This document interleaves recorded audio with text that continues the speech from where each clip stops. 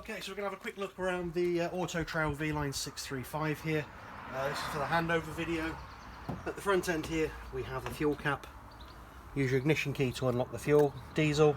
You do have the AdBlue, which normally needs to be added anytime 6,000 to 8,000 miles. So unless it flashes up on your dashboard, no point getting worried about that. Usually top it up when you have an annual service or something like that. Over here we have the water fill up. There is a key to unlock that. You simply pop in your hose pipe, start filling it up, and when it's dripping on your toes, you know it's full. LPG gas system. Push in, twist, let it pop out. Attach your hose to there, fill it up. Much like inflating the tyre. Usually about sort of 12 to 15 pound will fill that. Alloy wheels around the back here. Your double opening doors, which can also be opened from this side as well. And up the top there we have the reverse camera. Around the other side of the vehicle, that's just an air vent, freshwater waste tap, grey water waste tap. Across here, the cassette for your toilet. Obviously it remains locked usually. Lift, that slides out, turn your dial round, undo. You can then empty, but make sure you're pressing that orange button while you're emptying it. It just prevents any glug back. And simply put it away in reverse. If for some reason you can't remove that, it normally means that you've got the valve on the toilet still open. Just close that and you should be able to remove the cassette toilet. And over here, that's your mains. So you plug in on site, ready to go. Okay, so on the outside here we have the awning. It's already out for you, so basically whatever I'm doing now is just done in reverse. To release the legs, lay that flat. Oh, they slide. Nice and gently does it. You then tuck that away on the underside, and that spring catches into that clip there. Repeat the same on the other side. Hold it down, release it, gently pull it up because you don't want to put too much strain on this outer canopy, and it goes there. You've then got your winding arm, which lovely slides into that little slot there, and then you start winding it up clockwise, and that brings the awning all the way back in. Keep winding. Normally advised to keep the door shut while this is happening, and obviously you don't want the awning catching onto your door.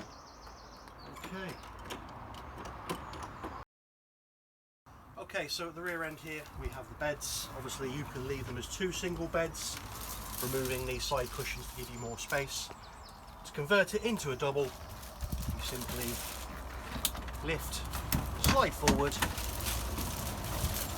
exactly the same on the other side. Slide the cushions out,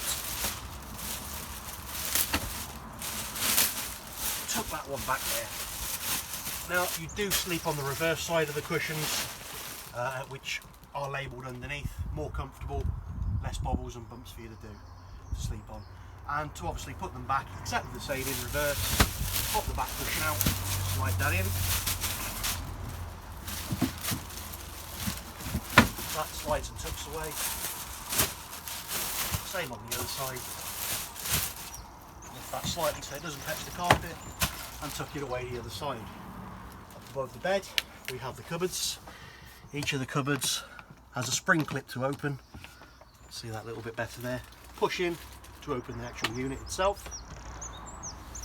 Same on all these cupboards. We also have the spotlights, so when your electricity is switched on, you can independently work each one of these via the rocker switch as well. At the top end here we have the television, the solar panel charger. You can switch between charging the vehicle battery and charging the leisure battery. Here's your component box for your remote controls and everything else for the TV. Works off of a 12-volt system, and it will also work off of the main system. Moving further up the van, we have the cooker. Gas operated. Simply turn the valve. That would click. Obviously I've not got it switched on at the moment. Once it's ignited, you gently let it out. If the flame stays lit, you know you've done it right. If it goes out, just repeat the process, but hold the button in slightly longer. Obviously make sure your gas is turned off after use. Exactly the same with the oven and the grill, as indicated here. In, click, click, click, gently let it out, and that will then stay lit. If you're using this as a grill system, you do have a pull-out panel there. Just prevents the knobs from overheating and starting to melt. Across to the other side, we have the refrigerator freezer. Nice simple setup. Operates off of the mains, operates off of the gas, will operate off of the leisure battery, but only when the keys are in the ignition and the vehicle is running. Basically acts as a chiller cabinet for you, just to keep your cold goods nice and fresh from A to B. And you simply, again, select which item you want to run off. At the moment it's obviously automatically trying to switch me to the leisure battery because I've got nothing plugged in, and this here operates your temperature. So if you want it off the mains, plug it into the mains, press that button, that will stay lit, set your temperature there, and switch it off again when not in use. There is also the little slider inside the fridge here. It is generally quite stiff, but that enables you to shut the fridge door and still have a gap to circulate the air. So when the van is locked away, at least you're not going to come back to a stinking fridge. So slide it in, fridge is now ready to go. Slide it out, the door won't close all the way, it will remain slightly open. Okay, so moving on to the microwave. Now obviously microwaves will only work off of a 240 volt system. Inside here you have the additional plug unit which operates, and all your manuals here. This is for the rear end of the cab, rear end of the habitation side. So any manual for any of the products in this back end are in there somewhere. Microwave itself, simple eject button. The microwave tray is locked away in one of these drawers, which you simply push the button in to release. I knew I'd get the wrong drawer first of all. Push the button in, release, and there are a few of your bits, your grill pan and your microwave tray. And up here you can set your timer accordingly. If you want to get a little bit more in depth, there is a way of setting weights to defrost and everything else. You will have to look at the user manual for that. Standard use, close it, set it, press start, and away it would go. Bit further down here, so obviously the cupboards, I've quickly gone over those. You do just push that in, that's now locked, that's now unlocked. On there. Kitchen sink, mixer tap, lift it to switch it on. To the left, hot, which is indicated by a little red and blue icon there, and blue is the cold. Turn it off, you just bring the tap down, let it drip away, and then you can lower the board there. Bathroom. So up here we have the shower system, which can be removed from there. The shower system works off of this tap here, and again you just pull it out and adjust between the hot and the cold, again indicated. Sink in the bathroom is hidden behind this little panel here. Again, same sort of tap system, lift, hot through to cold. When the sink needs emptying, you just gently lift it up and the water trickles away into the waste system below. And the same with the toilet. Electric flush, and just at the lower part there is your lever to open the bowl and close the bowl. So obviously when it's closed you can remove the cassette. When it's open you won't be able to remove it. Again, at the back of the vehicle here we have the drain valve. So when you're locking your van away for the winter, tucked away here you have that little yellow handle there, tucked away for the winter. You simply flick that on or off depending on which way you want it to go, You need to make sure that your waste valve, your freshwater valve and your taps are all marginally open, and then you lift that and that'll drain all of the water from your system, ready to go away for the winter. Obviously when you come to filling up the van, if it is leaking water on the floor, you know you've left one of the valves open somewhere. Onto the internal control panel. Very nice, easy unit to use. That turns on your leisure battery. That activates your internal lights, which can then all be controlled separately via the various light switches around. This turns on your water pump. You can hear it trying to pressurize. Obviously when the noise stops, it means it's fully pressurized. Switch that off. This light here turns on your outside light, so when you've got your awning on, you can also have a light there. And this one here tells you your levels. So you press it once, tells you your humidity and your temperature.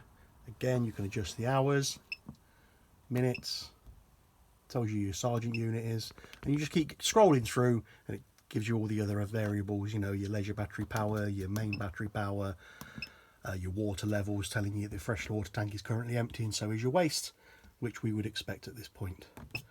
Just turn all that off. And again, your control unit for your heating and your water, very easy to work.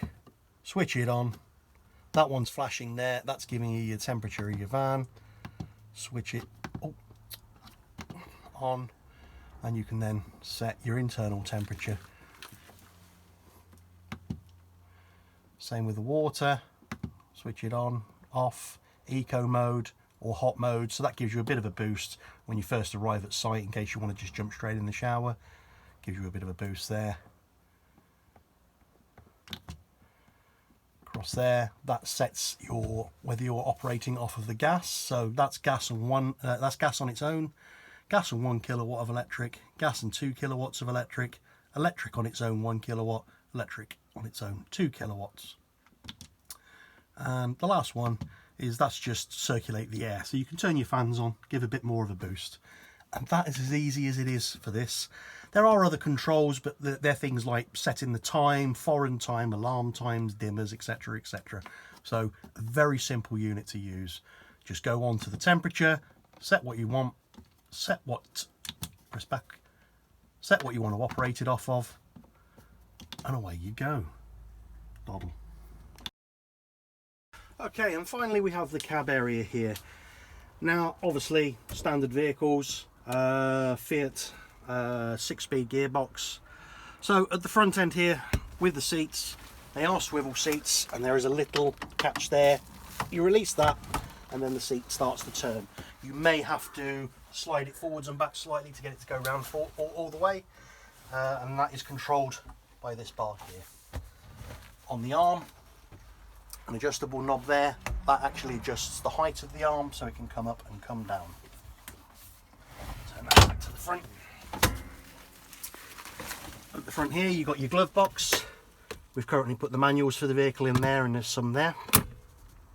Higher up there's another box, acts as a chiller cabinet, so if you have got your aircon on you can blast the cold air into there.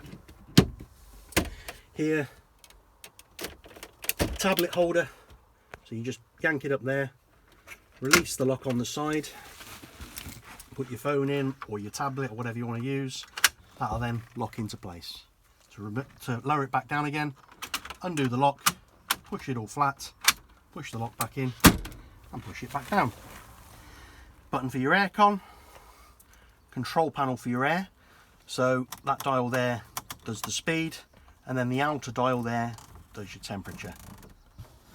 Same on the other side, dial at the bottom, bring in external air, recirculate the internal air, and then you can set to go on the face, legs only, window screen, etc, etc.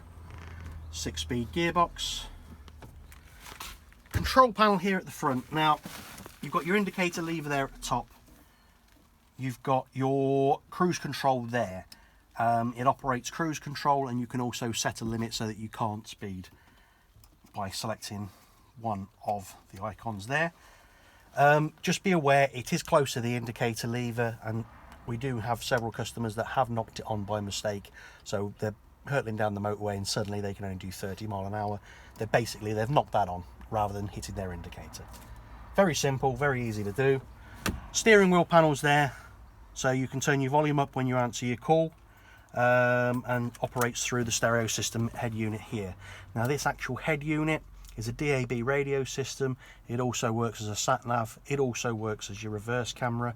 Basically all singing, all dancing. Each item should automatically kick in, so as soon as you press the reverse in your gear stick, that will bring up your screen.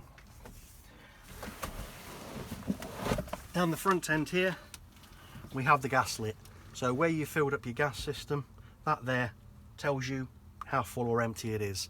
Obviously I haven't got the keys in the ignition at the moment, but those LED strips light up to let you know how they go. At the front here we've got the cab curtains. Simply pinch that in, slide it all the way across, bring the other side to meet it. It's held together by a magnetic strip. To release it, you just pinch the two together and it pops back open and slides across, and gently put it away there. Same on the doors of the side doors here.